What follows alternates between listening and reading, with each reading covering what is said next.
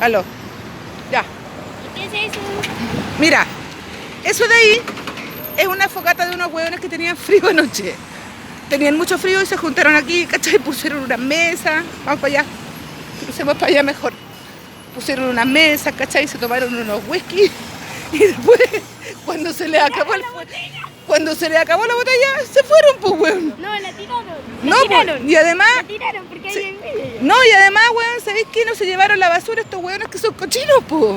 ¿Cachai? verdad. O sea, si tú te tomáis una cerveza, mínimo Dominga, tenéis que tirar la lata a la basura, weón, y no dejar la basura ahí, ¿cachai? Pero habían hartos hueones con frío anoche, hartos hueones con frío y seguramente van a haber más fogatitas en la calle, así que no te preocupes, ¿ya?